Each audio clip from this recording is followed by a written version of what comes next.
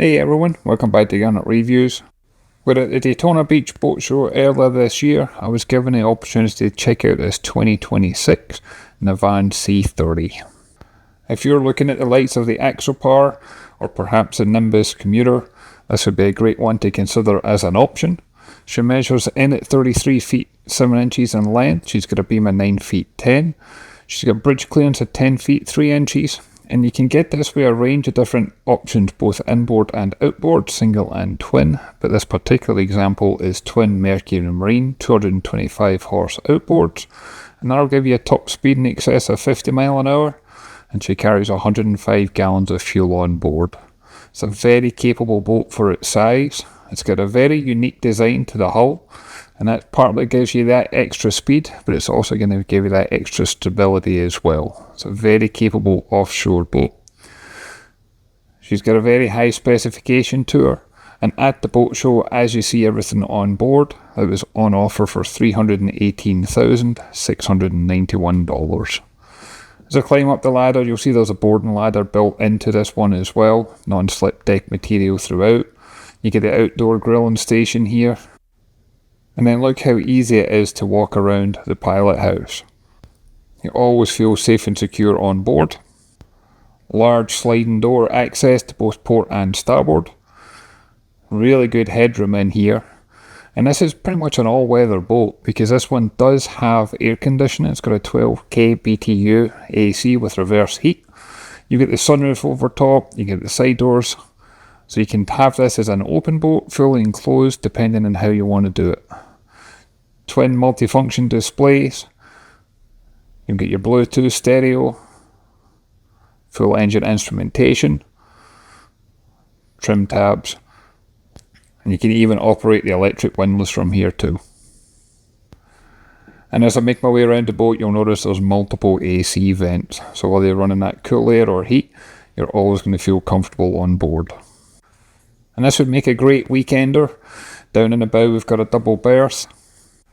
You've got pretty much full length windows to both the port and starboard. Obviously the curtains are closed just now, but if you want that natural light to come in, you get plenty of options. You've also got a large hatch overhead. There's storage underneath the mattress. And then this one does have full ensuite facilities on board. You got the toilet, you got the faucet, and that faucet's got the shower head that you can pull up and you can latch on. And there's 21 gallon water capacity on board as well. And for a boat of this size and design, the head compartment actually has really good headroom in here. There's no reason why you couldn't use and enjoy that shower.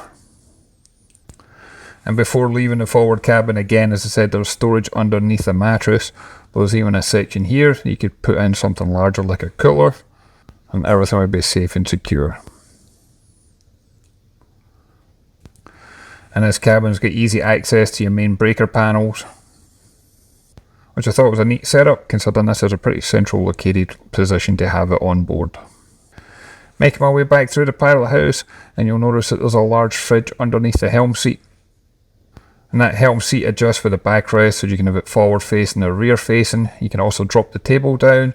You can change the seating arrangement to suit. And then as I make my way towards the bow, I really like the fact there's as many handholds in place. Obviously this is sitting on the trailer, but even if it was offshore, you'd still feel very comfortable doing that. And from up here you can see just how large that sunroof is, letting in that fresh air and natural light.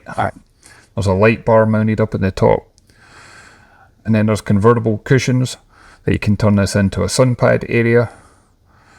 You get your anchor locker, you got the electric windlass, and this one's got the platform on here too.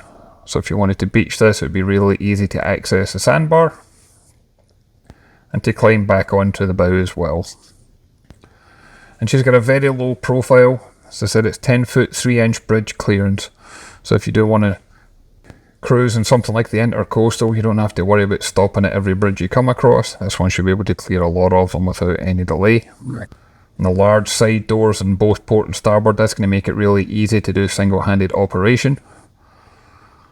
And on a day like today, I'd be cruising with everything open. As I said, if you are ever out in any sea state, wet and windy conditions, you could easily close this all up. Aft cockpit's got a nice seating arrangement. And then you've got the outdoor grill station. I like the fact that the window opens leading into the pilot house, so that way it feels like it's an all-in-one area.